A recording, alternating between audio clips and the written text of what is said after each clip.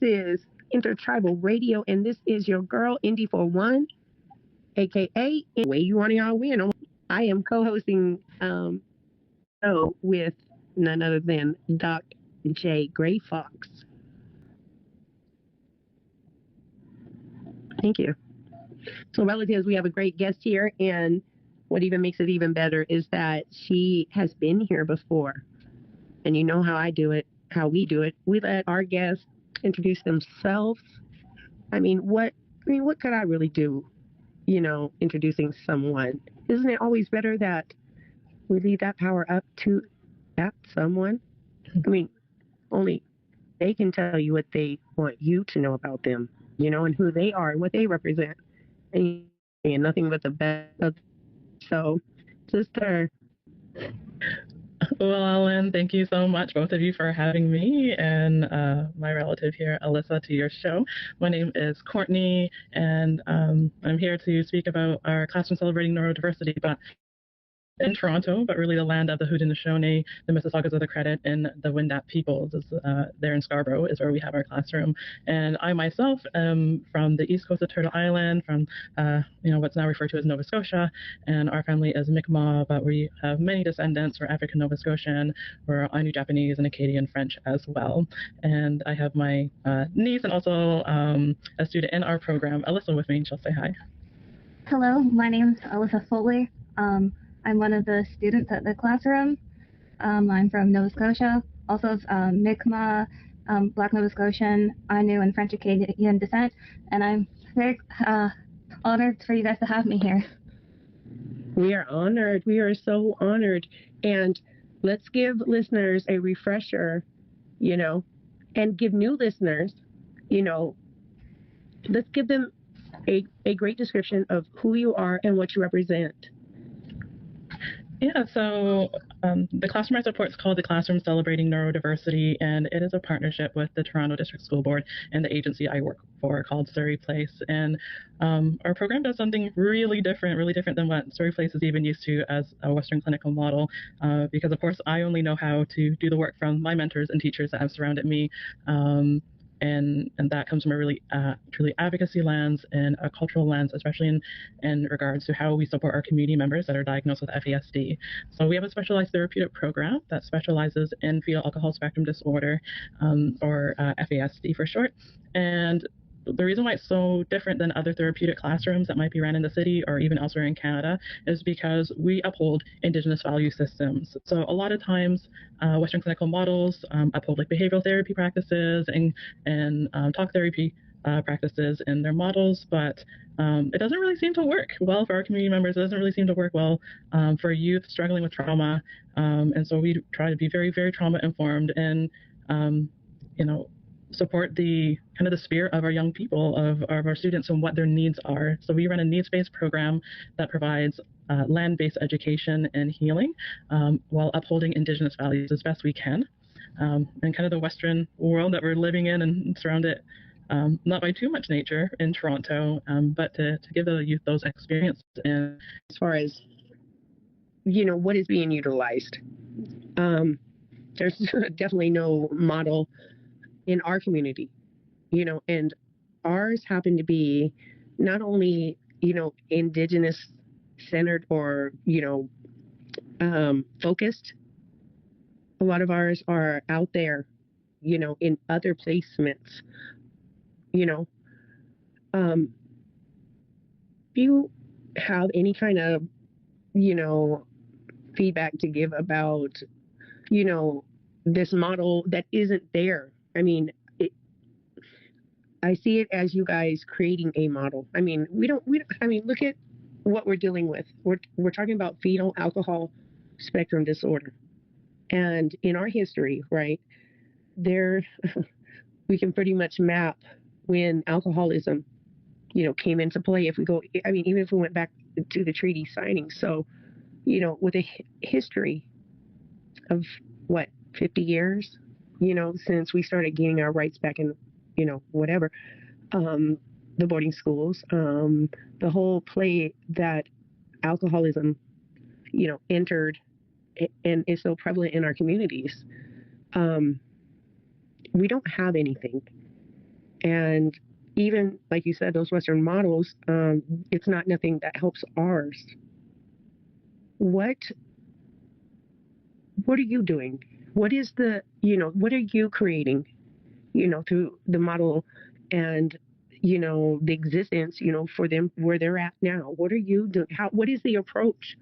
Because we don't have a history, I mean, we don't have context or books or, those teaching. We don't have that. And so how are you developing this literally, on your own? I think you give me too much credit, but I think for me, it's really applying traditional ways of being to kind of the world that lives around us. And can I ask, is that a model that the school followed prior? You know what I mean? Like, was that the history of where you're at now? Has it always been? No. Okay. So, yeah. So our classroom is new as of 2022. And the school board has tried to have school programs and focused programs and the therapeutic models with their community partners in the past. But I think because they were probably following a more behavioral lens, they weren't really working out. So our classroom started back in 2022, and we are the first dedicated program within the school board to support youth with FASD. They had tried these models in the past in therapeutic partnerships, but I don't think, especially with the high school kids, the kids that have more independence, the kids that you can't, force to get along with each other, the kids that you can't force to listen and have attendance on, they weren't really working out. I think there was always a worry around a lot of violence and different things. And I look at this model and the work that we do from a cultural lens. And I think our teachings are there, right? Like our traditional teachings are there. We know how we're supposed to be with children, right? And my mentors always told me that in traditional culture, we're not directive with children. We provide mentorship, and we don't discipline children. So so what that really means to me is that we're not supposed to be dictating to those young spirits, those gifts that came to teach us, that our children came to be our teachers in this world. That I'm not supposed to say, this is how you're going to learn. This is how you're going to regulate yourself. This is how, this is what I think is appropriate in a public setting, right? That would be considered abusive, that we are navigating that child spirit for us, and we're losing the gifts that they came to teach us because we're not allowing them to be their true, authentic selves, right? And I was always told that, if your child is swearing, if your child is doing something wrong, it's because they've seen that. Right, like they will take the good from us, and they'll also take the things that we wish maybe they didn't see and experience that we have.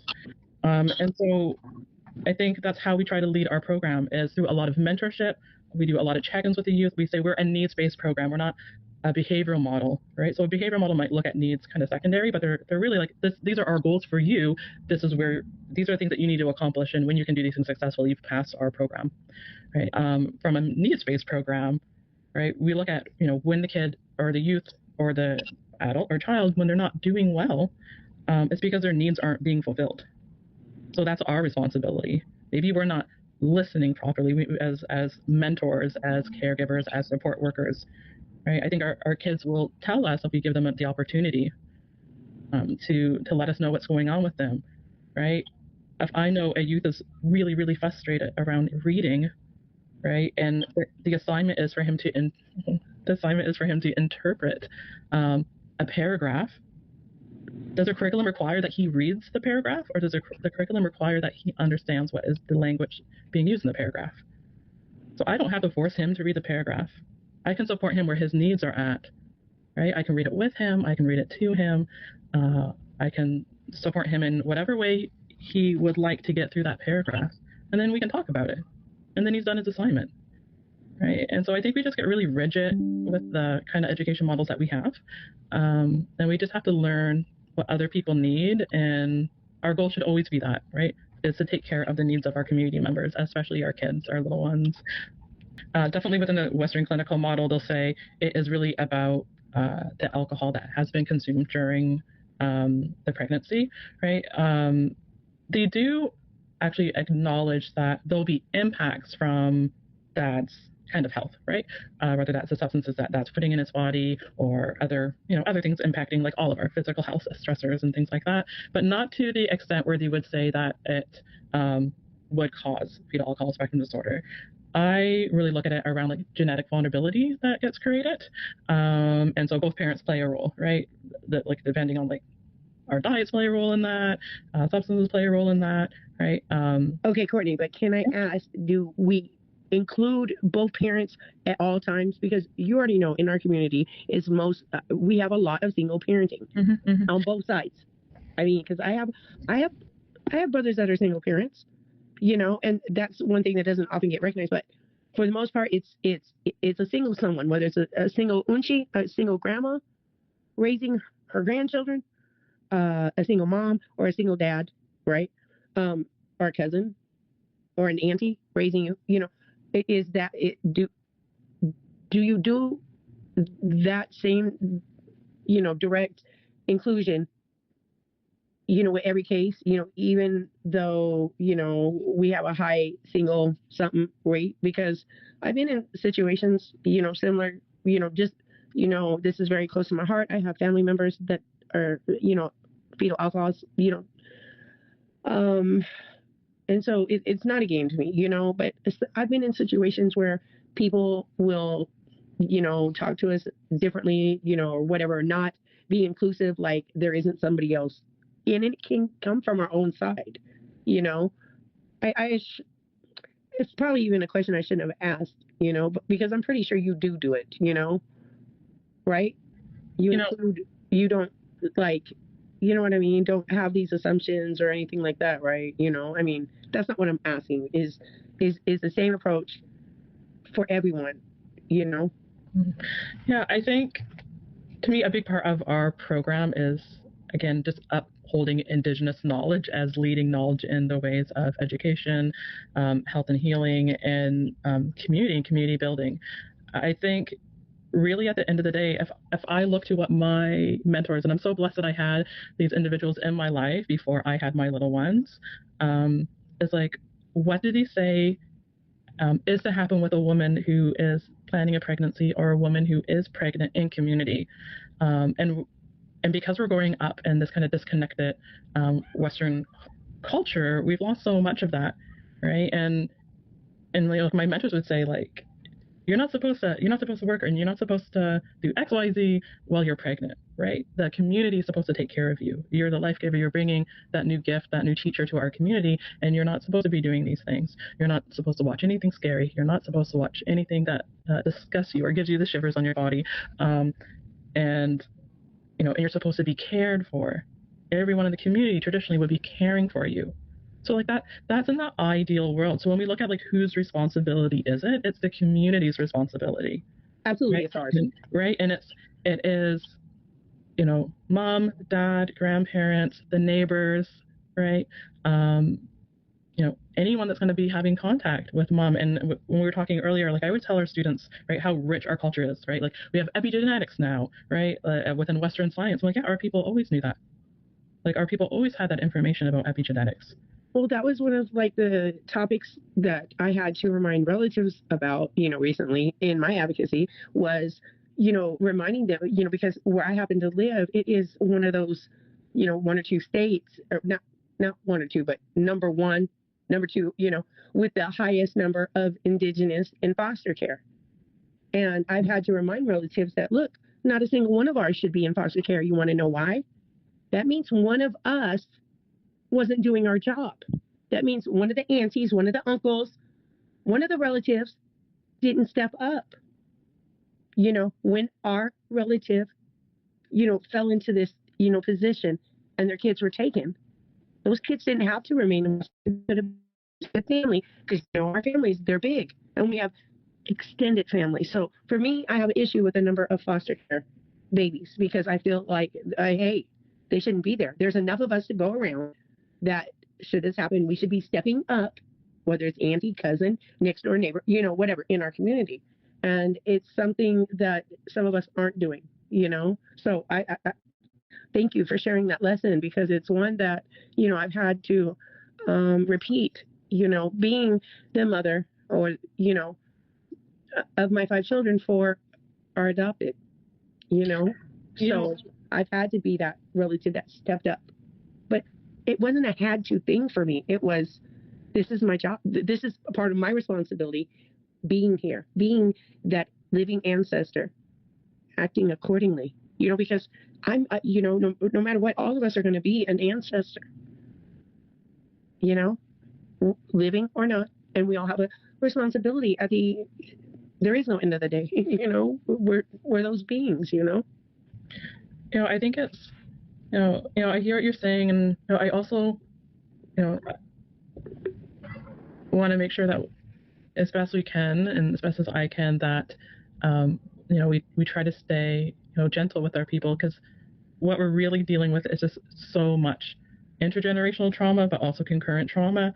You know, we kind of talk like that trauma's in the past, but it's right at our feet, where our people are living it all the time.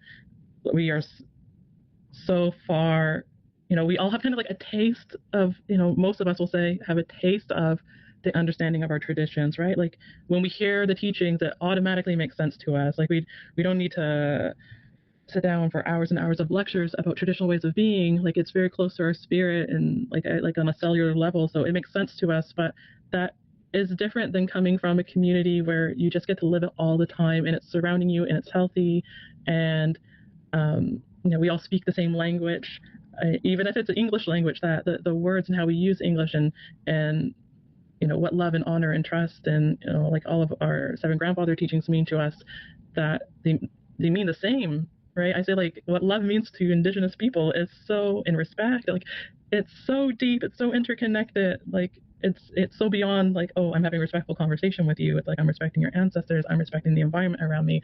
I'm respecting, you know, the children that are there to come. Right? I'm respecting all living things in the way that I'm communicating with another person. Not just I'm talking politely or in a nice tone to this person. I'm being respectful.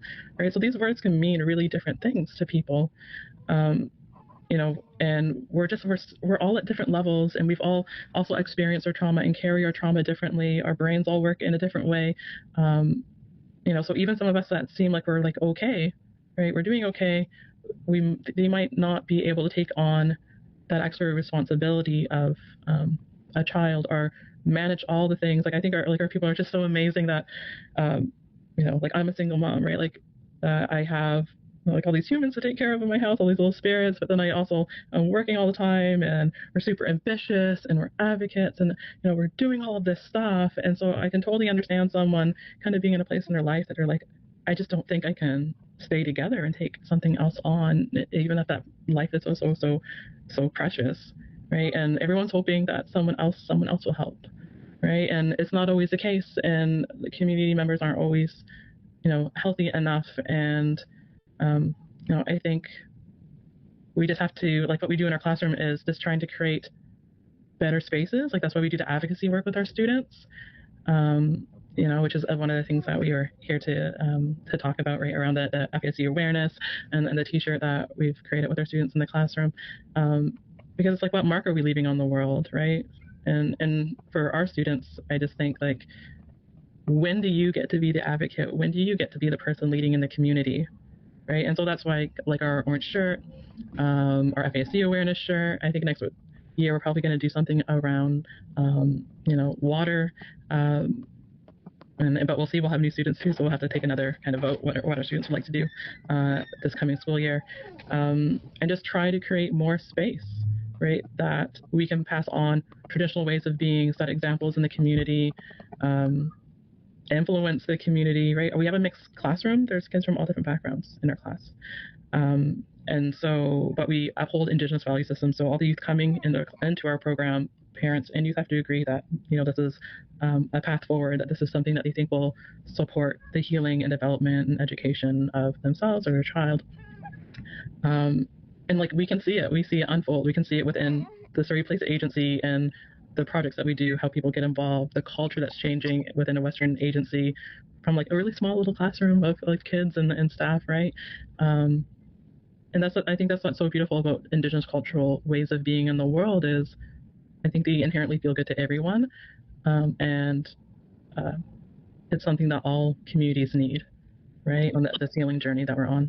I'll tell you what, Courtney, you are a beautiful being, and I love, the redirection, that you're able to transition, even in this conversation. It's just, I love actually listening to you speak. And in advocacy, I'm asking for you to describe to listeners about the sovereignty, like, okay, so last time we talked about, how the students were creating, the gardens, the food sovereignty, and, what they were doing, just let them know some of the programs that, and the Indigenous teachings. I mean, because they are very, look, I think they know more about the teachings than we do, me and you.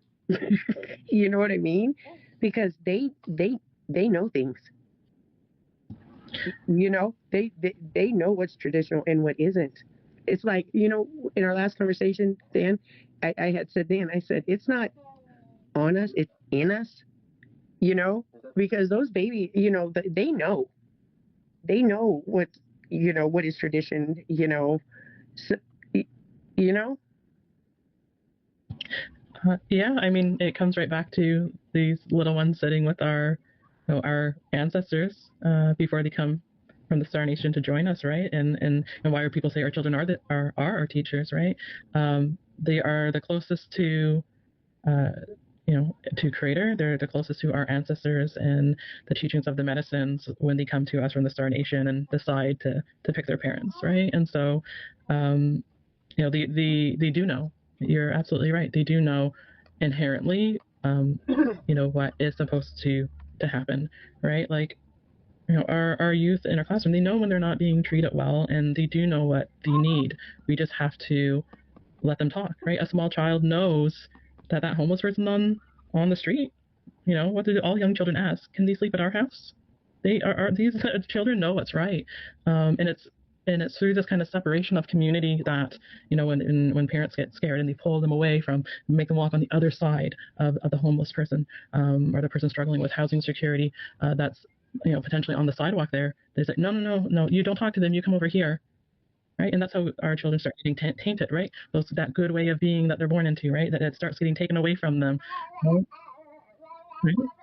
That little baby there in the background. I was just looking at their video. River knows. Right? He's been with us the whole time. So, there's kind of like a double-edged sword there too. Like I do a significant amount of work with homeless and addiction population, and there are some real there can be some real dangers. Like people who are out of their minds kind of because of drugs and alcohol. Some of those people will bring those things into, like, I've had people will invite homeless people to come back into their place and end up using drugs inside their bathrooms or inside their houses, like smoking drugs and things like that, and it has an effect on those people. And in fact, my neighbor right here, when his wife left him, he started inviting the homeless kids on the street out here to come and stay with him because he was just trying to help take care of people. But they ended up giving him things he wasn't expecting, and he lost his mind. And it's like, so there are some real dangers that do exist, and it's not because they're bad people.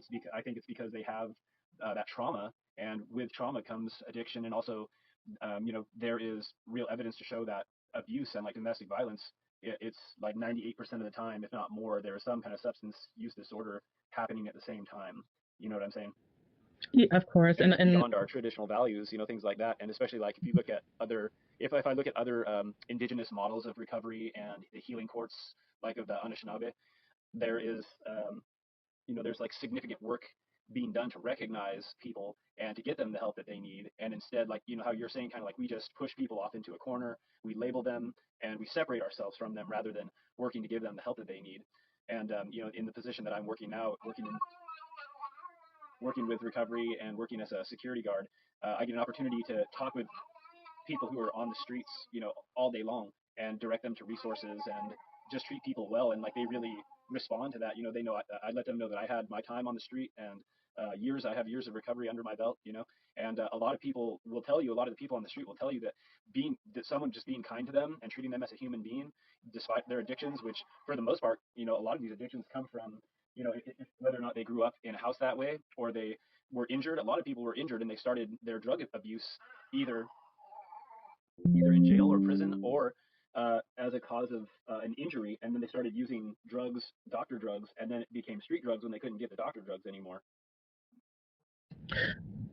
Yeah, and I wouldn't, I don't want to sound like I'm advocating to invite people, strangers, or people that you don't know into your home. Yeah. I think, the point is that our youngest of our youngest sees the situation, sees the housing insecurity that's happening in communities, and they know it's wrong. And they know that it's something that we should be, as a community, dealing with and supporting. And, for a young little spirit, it's really unacceptable that someone's sleeping outside and someone isn't safe and someone doesn't have shelter. And so we're actually running this fundraiser this year as well. But last year, our students wanted to do something for Orange Shirt Day for the residential school survivors here. Is that what they referred to it as, Orchard Day?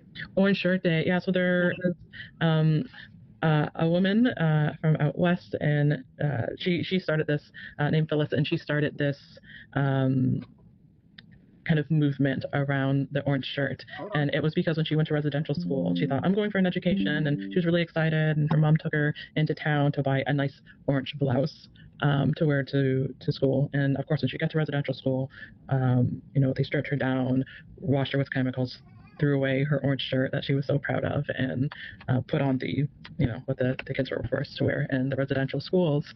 And so it is a symbolism, the orange shirt, of the culture, that identity that was stripped away and taken from you. And so on September 30th in Canada, there's a big movement that encourages people to wear your orange shirt, show your support for residential school survivors. There's a walks that get, and community events that get organized. There's lots of stuff that happens around orange shirts in communities across Canada. And so our students wanted to do something for Orange Shirt Day. And I said, okay, well, we're a mixed classroom. We're also coming from a Western organization. This is an Indigenous grassroots movement.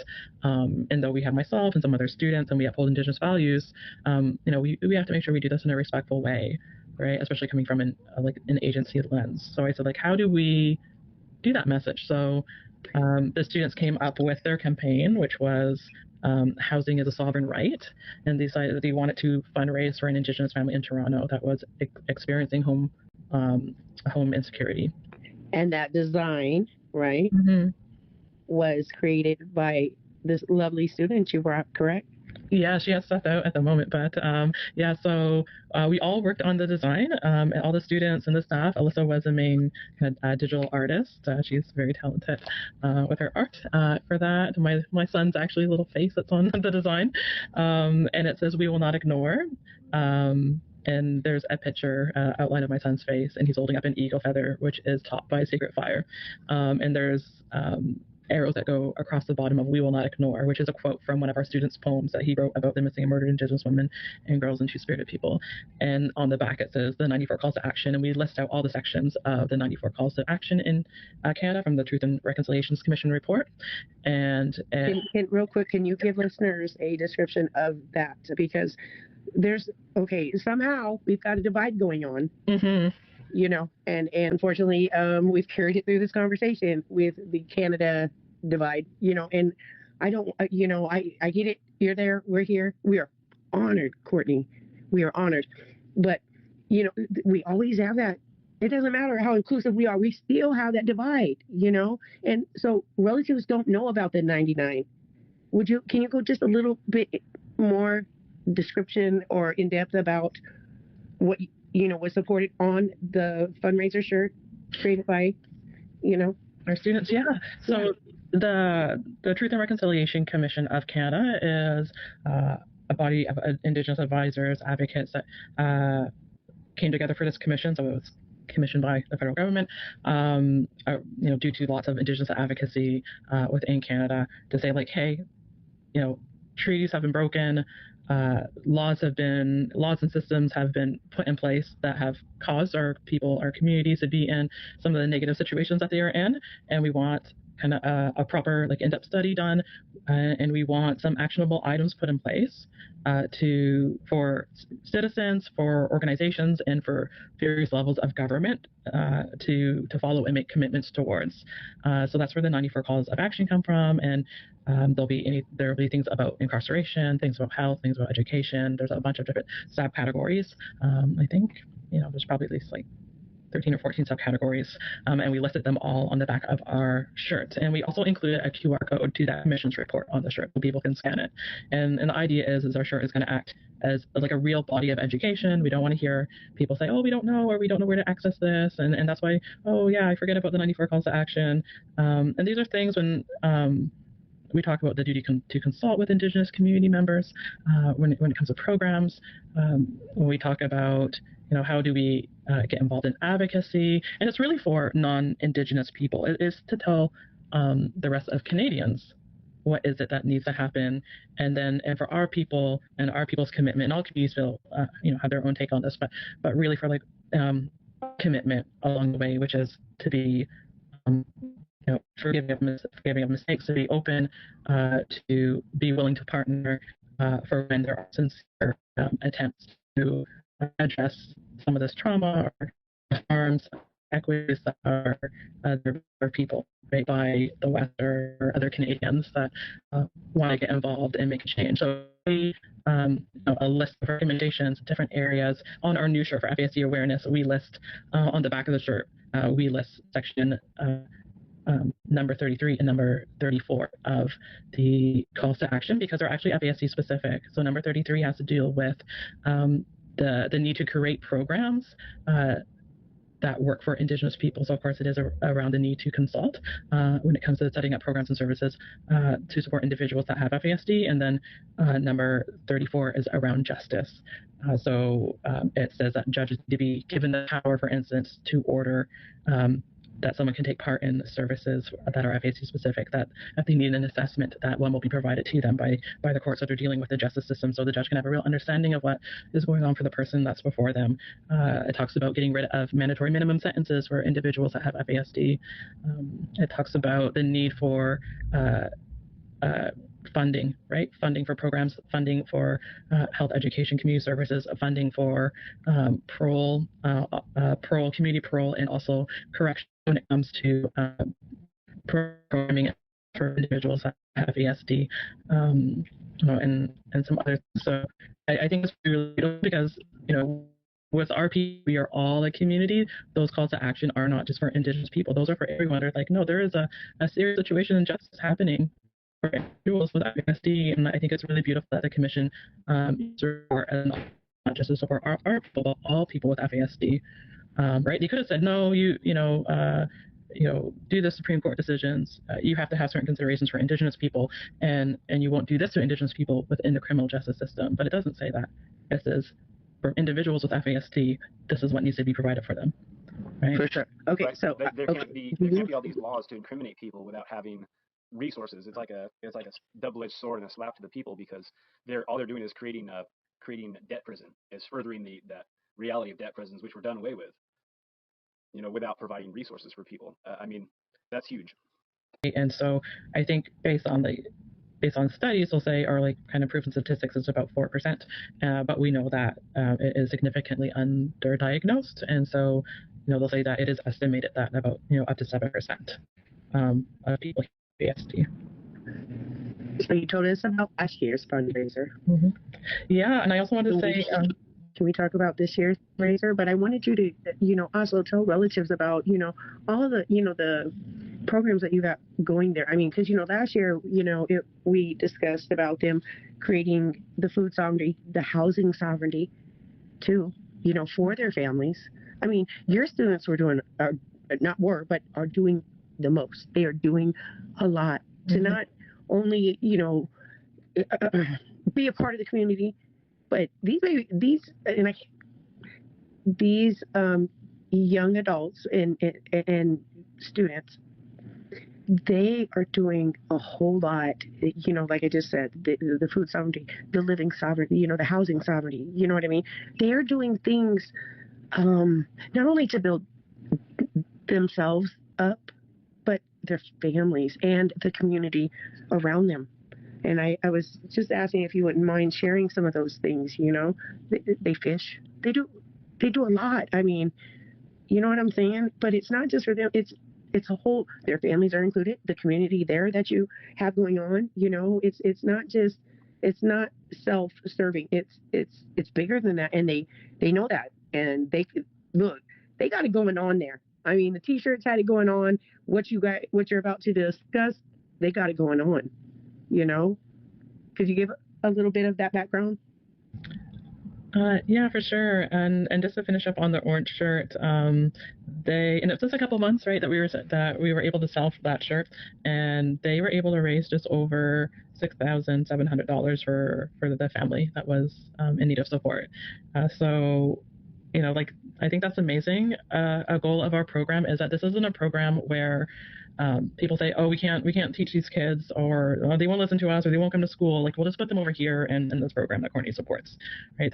Really the goal of our program is to empower and re-influence what education looks like, and to create a model that all parents want for their kids, right? That kind of the most well-off parents say, hey, how come my kid isn't, having this outdoors program, and how come my kid isn't a part of, like, I want my kid to have this on their university application, right? That they did this fundraiser, right? And so that is, and our kids are, I think wonderful, beautiful dreamers. They just don't, and they haven't always had the support around them to help them fulfill some of these things that they want to do, and that is our job as their mentors, right?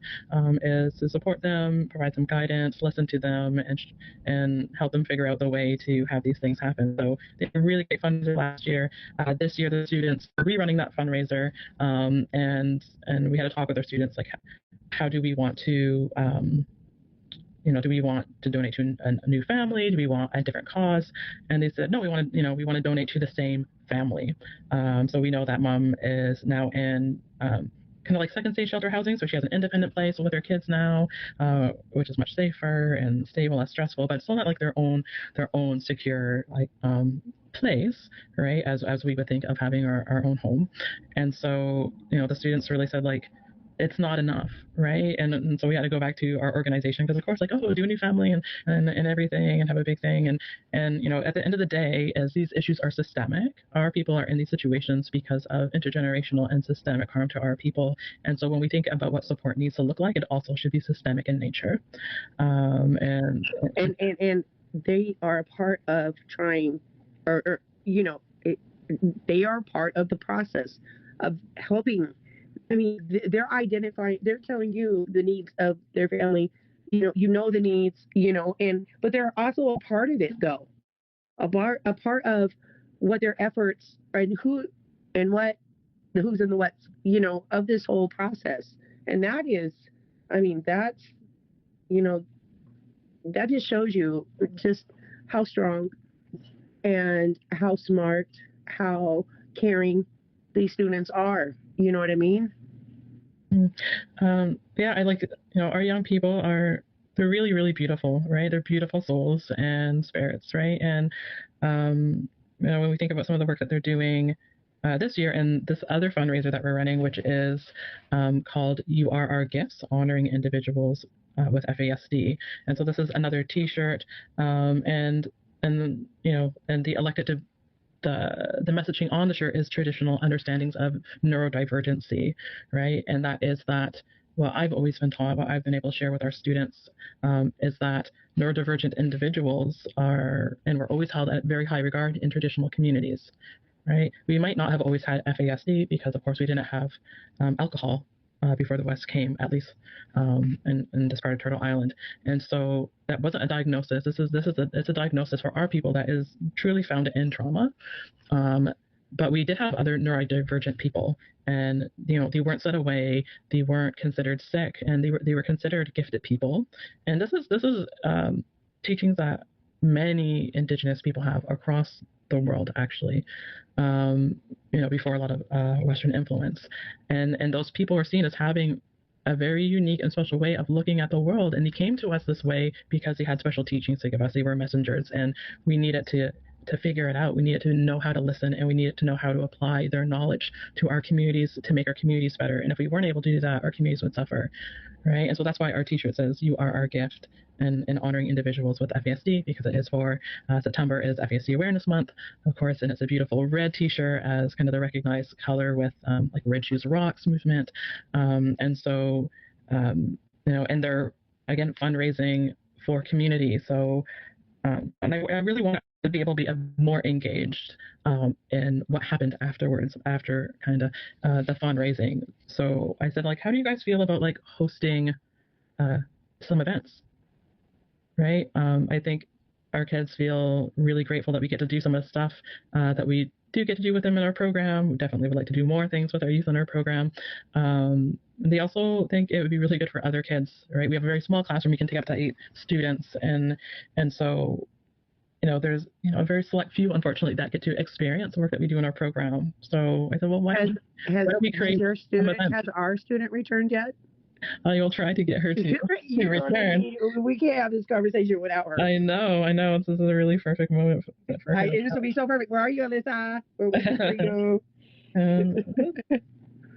She near? She went down. I'm not sure if... She's probably tired of our stuff. No, it's not that. We have a house full of... To honor this. Yeah. We have some young ones in the house. My friend was down there with them, and I sent her down to check if they had to leave, and she didn't come back. So, yeah. So I'm excited that I know some of the things that the kids would love to do with other kids in the community is like adventure sports and stuff like that, and just providing a safe space for kids that have FASD to come, be involved, be around support of adults that understand, be around other youth that understand, youth that are talking about their diagnosis, and just creating some safe spaces out in community for youth outside of our classroom, right? And so for our students, that is a way of of giving back, right? Is to say, okay, this is some of the stuff or some of the things we would like to do in our program, or these are some of the things that we do, like to celebrate their success, or to thank them for their hard work, and honor the hard work they did for, or ensure our students decided that they wanted to have Bannock in the park. So that's what we did with with our students, right? We set a fire, we cooked everything on the fire, and just get to celebrate with food, right? And it's like, I don't know if there's a more cultural way. It's so intimate, right? So intimate. And just a great reminder that culture is recovery. Mm-hmm. Yeah, it is, absolutely, right. And that's why I said, like, our program is a treatment program, and it's some kids are struggling with addictions in regards to substances. Some kids are struggling with addiction around maybe like gaming or unhealthy relationships. Sometimes a therapeutic means like around mental health. So the idea is it doesn't really matter what's going on if things aren't going well, and we'll be a safe space for you if and that's really like key to this also, is like recovery is not just from drugs and alcohol, it's also from trauma and from abuse and from anger and terrible feelings. I think one of the keystones of recovery is Indigenous recovery is just being able to feel good about yourself and to feel better about the experiences that we've had in this world. And I know that, like, for me, it took me a really long time. I never wanted to look at myself as being one of those kids that was on the streets, and addicted, and but it took me a long time to recognize it. Like, at my journey at like 14, 15 years old, trying to get away from my family, from the abuse and from just the drama and trauma, and it drove me into that space where it took me into my 30s and into my 40s just to realize that I was carrying a lot of trauma for other people, things that didn't belong to me, and then I was having these experiences in the world that were like compounding and that were reinforcing that I was a bad person, that I was worthless, and that it kept me in, like, stuck in that addiction and that trauma cycle. And eventually to the point where I realized that those experiences were so much a vital part of who I am, not in a negative way, but that actually got me to this space of who I am today and what I have to offer as a human being. I think that's really critical, like, to be able to have that encouragement for kids to know that, for people to know in general that what they have experienced doesn't just define them. It's what we do with that, and it's having a purpose, because purpose is something that is what changes people from sadness into happiness, from addiction into recovery. It's just having a positive outlook. It's more than having a positive outlook, that having purpose is like something that's very crucial. And I think that is why we do some of the work we do with our kids. Water? Okay, go get some water. It is why we do some of this community advocacy work. I thought about like what made my childhood different, and I had like an amazing advocate role model of a mom. So I had that stability. My home was a safe space. My mom was my advocate. Our community was really discriminatory. It was a hard place to grow up in our little town of like 500 people in Nova Scotia. But home was safe. And I knew that if something wrong happened at school, my mom had my back. Like maybe someone was losing a job, I had that, and I knew not a lot of kids had that. And then the other thing that I had was my mom made me do like everything there was, all social causes, even for like the heritage home recognitions. Like I had to pass out flyers as a really small, like the 4 or 5 year old. Like I was involved in everything. So that purpose, like I had it in spades. Like I had so much purpose. I was fundraising all the time. I was doing public speaking as a young person. I always had something going on. And when I see our kids that need support that have FASD, it's always stuff happening to them, right? All the behavioral therapists coming in, OTs coming in, and this doctor, another person, another counselor, and always people telling them that they need to change and that they're not doing things right. And like where is it that they are the ones in community, where the community is looking at them and with so much pride and support and love and care of how important that they are to the community and the difference that they make. So, a part of this advocacy work is being able to build that positive sense of self, because I don't think a lot of our kids are coming with that, right? Like we have our Indigenous youth that aren't coming with that from, all the harm, things that they're seeing in media, discrimination, systems that aren't built for them, right?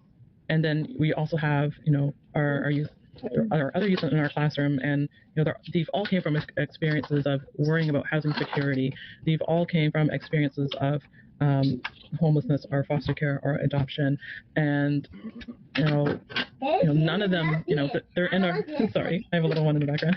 None of them are coming from a place. Hey, Donka, you want to come sit? Come here. Ish. You can sit. Yeah. I'm talking. Yeah. Yeah. I'm talking to some friends. None of them are in our program because life is going well, right? And so, I think it's time for them to be able to shine. It's time for the community to see who these kids really are, what's the intent, what's the true intent of their spirit, if they're in a safe space that allows them to be who they want to be. And, I don't think I've seen our kids smile so much than when we went to an Orange Shirt Day event last year, and our whole team, the students, were all wearing our shirts. And, of course, there's hundreds of people at this event, largely Indigenous people at the event, our relatives, and so many people stopped them. People wanted their pictures. They wanted to know, like, what do you mean you guys designed this shirt? And people loved it. And, like, the pride on these kids' faces. And, I'm like, I don't know if they've ever got to feel this before, right? And this is how our kids should exist in this world, right? Is that the community is in awe of them, that the community understands that they're gifts to us, that they are our educators, that they're honored, that they're respected, that them taking up space is needed, that they're important. So we do that as much as possible in our program, right? And so there's nothing, I think there's nothing that we're doing that is for the kids in the classroom. It's all for the end goal is always to make the community a safer place, a better place, a more understanding place, to spread traditional teachings, because for me, I see them as the way forward for us. Can I ask, do you guys have, what is your language program like for first generation language learners? So in our, just to be more specific, in our program, we're just, if I break down what our program looks like, it is it's grade 10 to 12, so it's a therapeutic program. So we have 8 seats in our program. And then we have myself, I'm the intercultural engagement facilitator. We have a classroom facilitator, and we have a teacher and a CYW. So very small program. We're hoping expanding and getting someone in a position of a knowledge keeper, someone that can do more of a therapeutic role, that has permission and isn't in a place to pass on more traditional and spiritual teachings. It would be amazing if language can be involved in that, because our traditional cultural languages are very like interwoven in spirituality, right? So I always say, like, I understand what is being said to me, but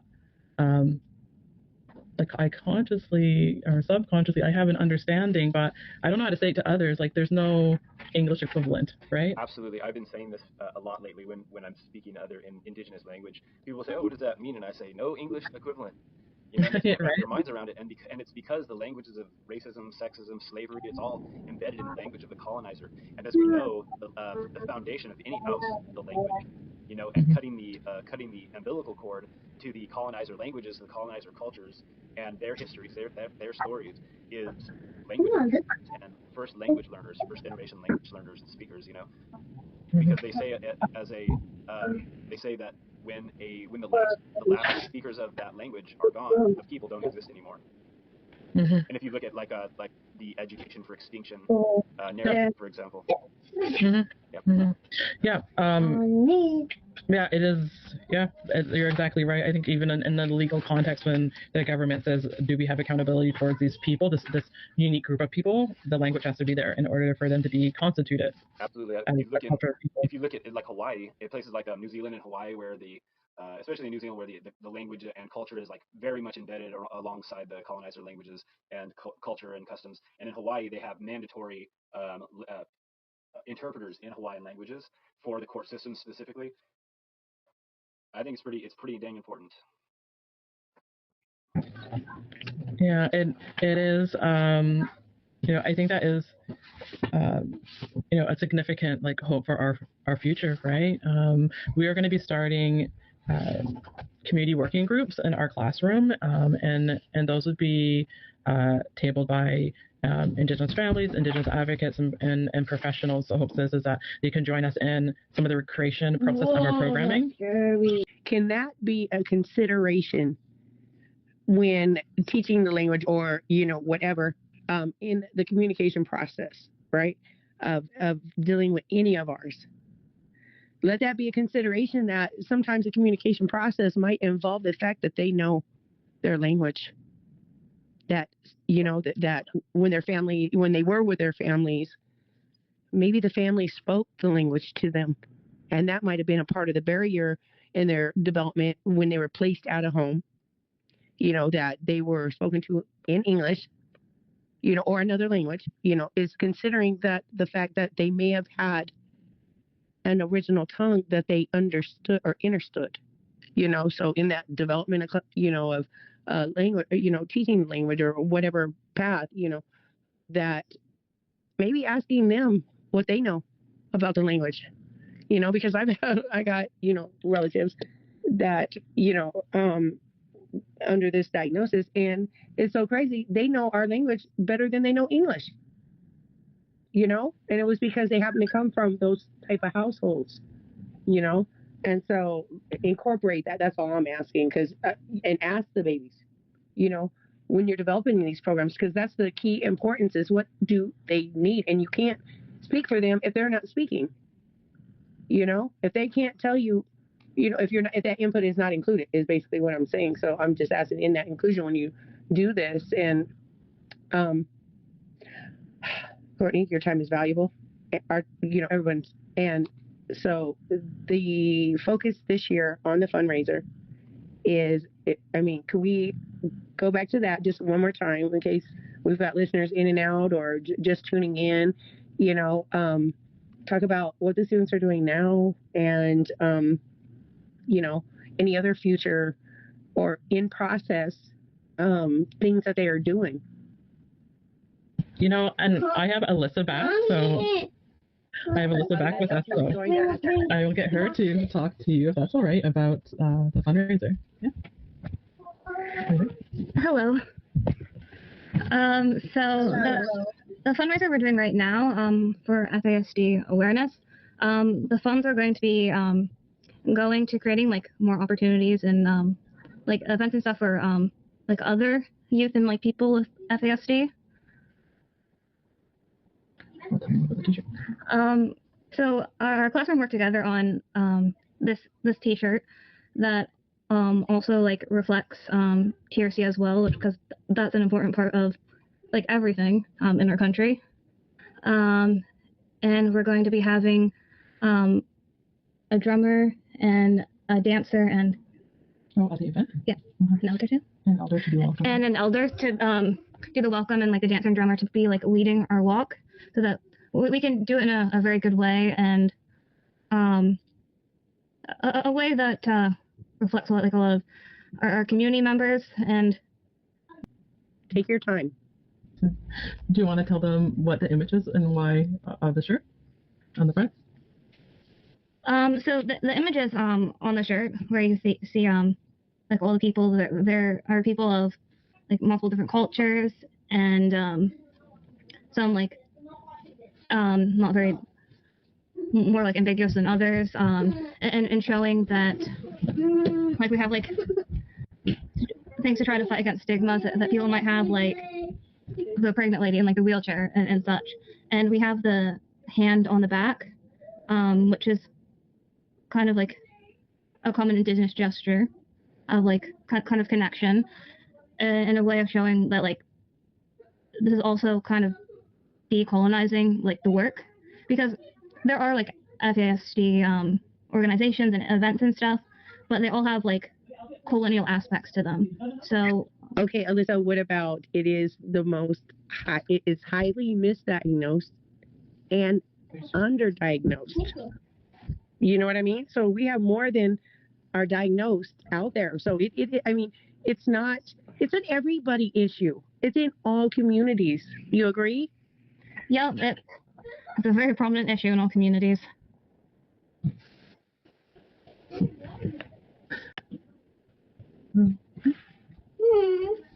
Mommy. Where can we find a water clean. Where can we find the shirts or the fundraiser? And is there anything that you want to tell relatives in closing?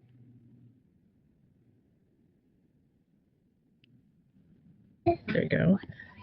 Yeah, so you can find our shirt available on. We're using the Square site. We're using the Square site, so it is Surrey Place, which is SURREYPLACE.square .site. And that will take you to our website. And we have both shirts actually available on that site there for our fundraiser right now. And we are shipping to the United States this year. Oh, good. So we're really, we're making our agency work hard. They have to figure out lots of stuff because of us. You know, it's really amazing because our agency doesn't sell products. We're not a store, right? We don't do these kind of things.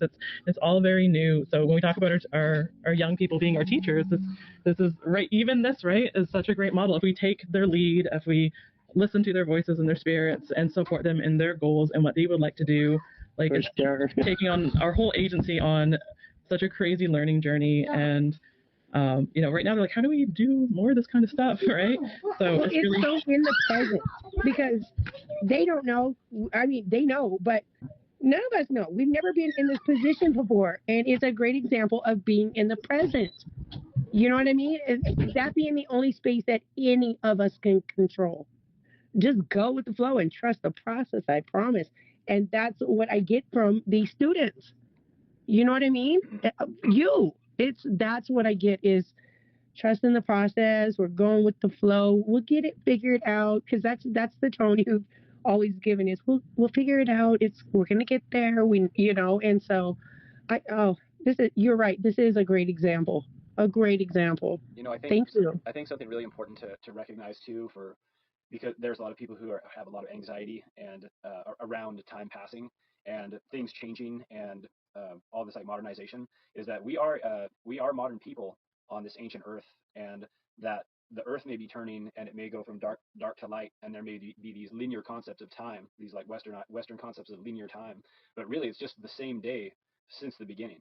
You know, the earth may be turning, it may go from dark to light, but really the sun is in the same position. You know, it's the same day. Yesterday was today, yesterday, and tomorrow will be today when it gets here. So just for us to take our time and recognize that strengths that we do have, the support that we have, and really like hold to that traditions, you know. And the thing about tradition is that it's there for us to learn tradition fully, so that we can go off on our own and make our own way based off of the old ways. Yeah. Yeah, well, and thanks for that reminder, right? Like, you know, I think as you know, as long as we do things in a good way, right, that you know, that good things will come, right? Our intent is so important, and you know, we're always moving forward, right, and have this opportunity to almost kind of like what you're saying is it's the same day, or like recreate yesterday in a sense, right? Like, Yep. We're going to grow, we're going to learn, we're going to continue, and you know, try to make each step that we take a little bit better. If we take a couple steps back, like, we're gonna then start marching forward, and that's what we just try to remind our youth, right? And yep. That gentleness, you know, I think that gentleness is really like gentleness of heart is our strength. Yeah. Yeah, I can't get over the gentleness. I'm still learning that journey. I'm very good with our kids and our families, and I'm learning on my journey how, you know, to, you know, spread that gentleness to others around me as well, right? Well, I'm just gonna interrupt right quick and tell you you're doing a good job, because you always remind me to be gentle, because you know I want to be you to blurt it out, and your voice is very calming and your spirit is very calming, and it has reminded me to have that space and to be that gentle voice, you know, or have that gentleness in these approaches. And I just you're learning well, because you've taught me some things in our interaction. So keep going, sister. Sorry. Yep, I had to, you know, let you know that you're doing what you're learning, because you've taught me things, and it would be wrong of me to not communicate that to you, and, you know, let you keep encouraging you in these lessons that you're learning, or, you know. Yep, it's important now, because, you know, the more people become educated, and especially the non-native community, the more people cannot say, we did not know. Yeah. Yeah, I think that time has came and gone, and that excuse has long outlived itself, right? Yep. And really, I mean, everybody has stake in the survival, and not just the survival, but the living of indigenous teachings and culture and people, and traditional knowledge, traditional ecological knowledge and practices. You know, everybody has stake in that. And I think the more people realize that, you know, the more health will be reclaimed here, and then that will spread out to the world. Our traditional teachings are from the land, right? So you can't exist on Turtle Island. You can't exist in this you know, part of the world and not and be healthy. Yeah. And not be employing land-based teachings. You know, right? I think that's so important also, because the language also springs forth from the land, just as we do. You know, the language originally is about the land, the features in the land, where things are, what is there. And then if you look at research, how research is one of the dirtiest words. Researchers are like one of the dirtiest words in our understanding and the language, because those researchers came in outside knowledge, and they viewed what we were doing and what our people were doing, and then reorganized it from their perspective, with their language, and then handed it back to us and said, well, this is what we call it, and this is what you're doing. Isn't that better? Right. And so, which is like so important to have both inside and outside. I like to call it inside outside research, you know, to facilitate that. It's just like with the museums, you know, to be able to have both sides of the story is like very important. It's very pivotal to the knowledge and understanding, like true understanding for generations to come, of what brought us to this place, what happened for both of us. And I often think about like what would have happened if people really assimilated into our culture, into the culture of this place, rather than dragging these like old religions and these old painful practices from overseas, somewhere far overseas, that they were mostly trying to escape from, you know, and then recreating it here, where they had that power, where they had that sense of power, you know, of being away from it. But yeah, it's a lot of crazy time has passed, but it's still close, you know. Well, and And I think we have, we're at a crossroads, right, within North American kind of capitalist culture, right? People aren't well, right? It's people's kids are on lots of mental health medications, adults are on mental health medications. There's lots of mental health or in physical illnesses, and this is not the way that we are meant to survive, right? And now even animals in the wild are getting sick because their environment's been so interrupted. Yep. And so I think so many of us are all searching for wellness and searching for connection. I always say, like, our first mother, right? Our first mother is Mother Earth, right? When we think about our babies and their heartbeats and their breath regulating with that of their moms or their parents holding them, that's what we're supposed to be doing with our first mom, which is the land, right? And we're so far removed from her that we're getting sick, right? Just like a baby who wouldn't be held by their mom or their, and getting that touch and that feeling and that co-regulation will get sick. We as a human species are getting sick because we're not co-regulating with our first mom. Yeah, it's like an identity crisis. So I have a lot of hope that with good medicine and good, knowledge shared, that, we're going to kind of create a new way of, not a new way of being, but get back more to traditional ways of being for all people, and that community in general, society can be well, right? I think right there's the point right there. The old way is the new way. I agree. I really do. And the two of you, the three of you, the four, all of us, give us a closing, Courtney, if you would, and where to find the fundraiser two more times if we have to, and a description of the students, the school you represent, and what we're here for today. And any web addresses associated. Yeah, thank you. Yeah, thank you so much.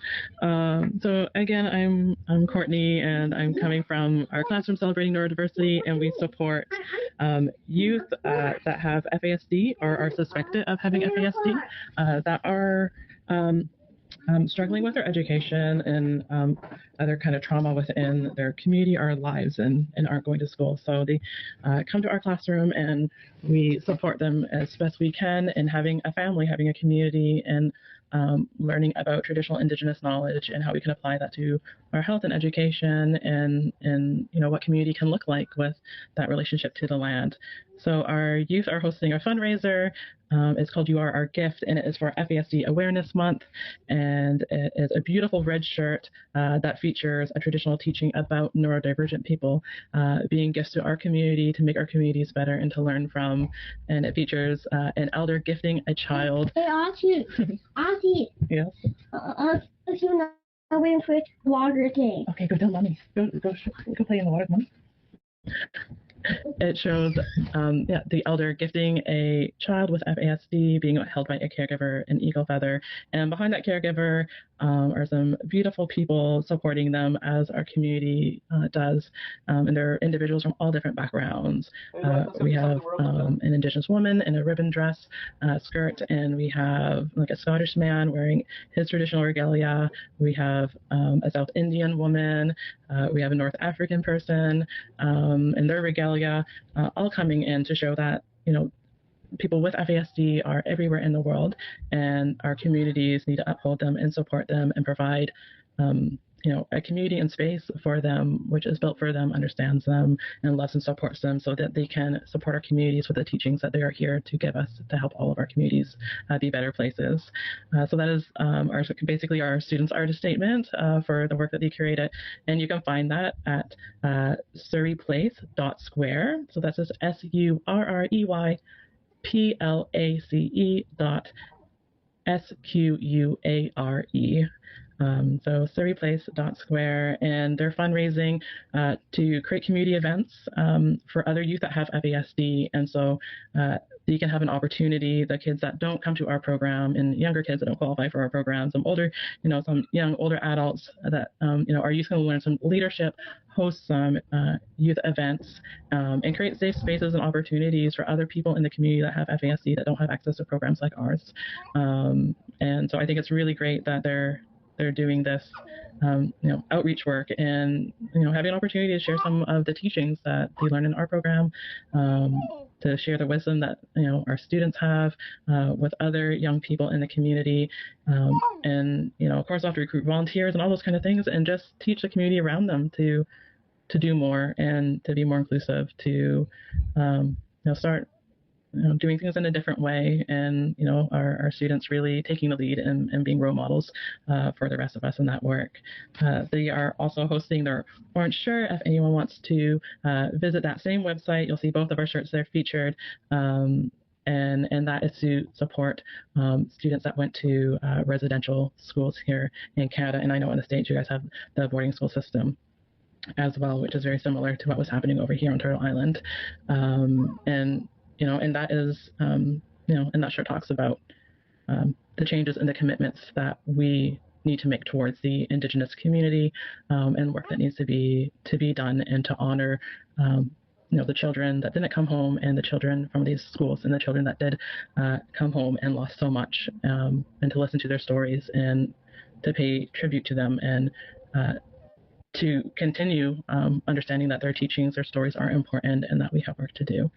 So I'm really honored that you guys had Alyssa and I here, and the rest of our family that you probably heard in the background, and that you continue to support the work that our students do. It is really, really, really such an honor for your time and care, attention, love that you guys bring towards us. I can leave my email or my number, whatever you guys suggest, if anyone wanted to contact me, if they had questions about the work. We're honored, and we're in the same situation as you are with okay. Oh wait. With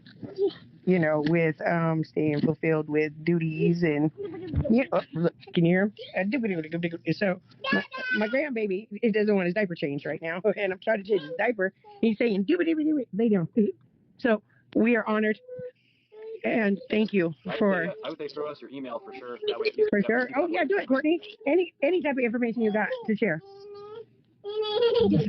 My email's long because I have a long name, but my email is Courtney, Courtney.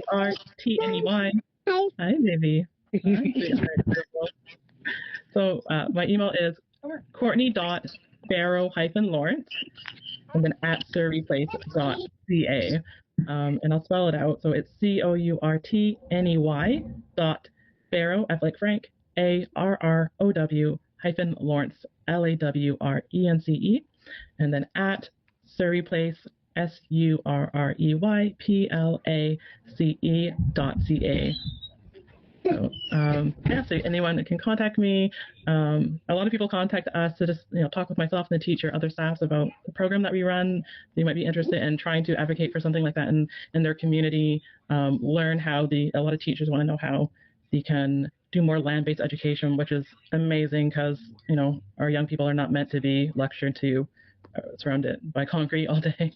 And yeah, just how we can promote change and support other communities.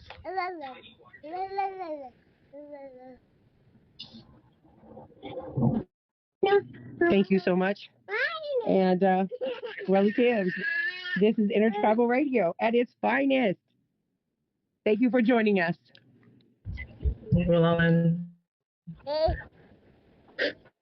Well, she's gone. She just left us. Sorry, say hi, Steve.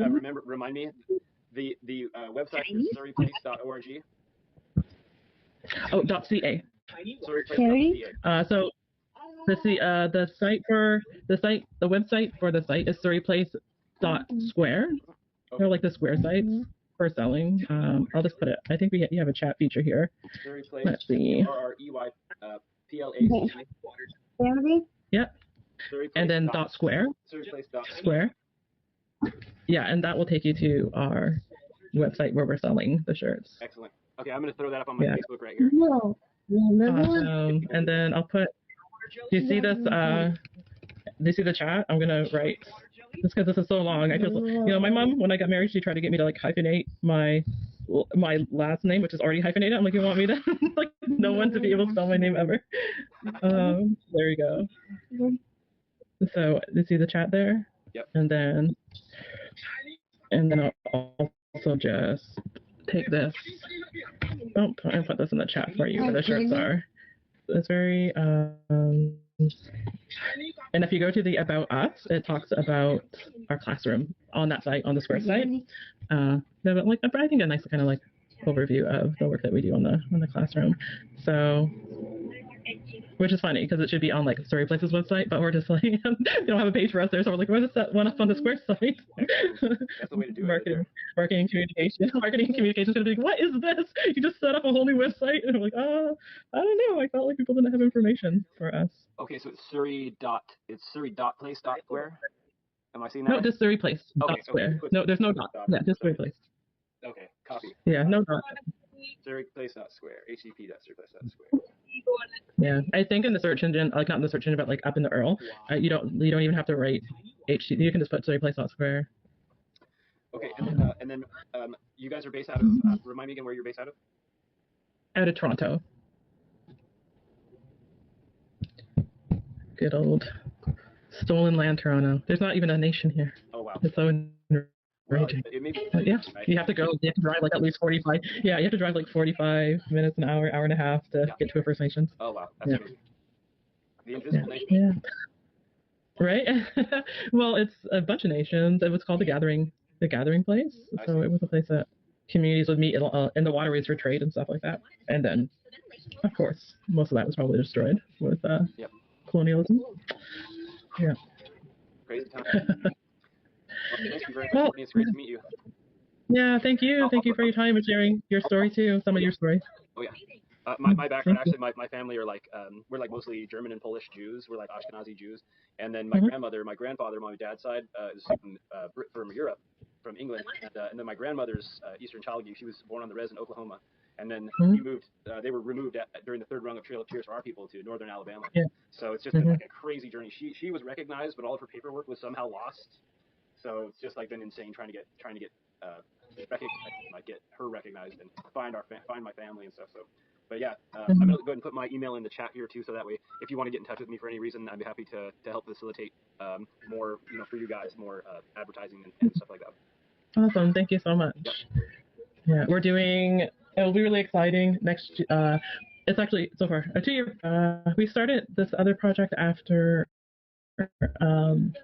We finished up our orange shirt, but we're doing a prayer blanket for murdered, missing Indigenous women and girls and Two-Spirited people, and it's really beautiful. But I don't want to do until it's wrapping up. I don't want to do any media about it. But again, in all the designs created with students in our program, and it's a therapeutic program, so like what better way to work through some of the stuff through like a prayer blanket and the sewing and the work that gets done throughout that, and thinking about women and community and our responsibilities to them, and how do we define for our boys, how are you defining being a warrior, how are you defining being a man, and your relationship with your mom, your relationship with your grandmoms, your relationship with other women in your life, and same for our girls, right, and our other students that are non-binary, right? And that's like respect for self too. That's a huge piece of that is respect for women as and then you think about a man.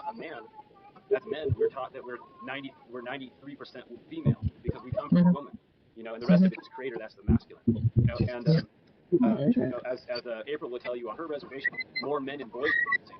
That their average age for men is like 28 years old. So there's that like hidden piece too of for men of like the shame that comes with being taken advantage of, and like the sexual abuse and trauma and stuff like that comes with like the shame of being a man in today's society, which is like be quiet, be strong, be kind of like unseen, be a hard worker, don't show emotion. I mean, there's a lot that needs to be to that narrative that needs to be changed. I think that's why April even changed their whole narrative for missing Indigenous women, for missing Indigenous relatives, just to include everybody.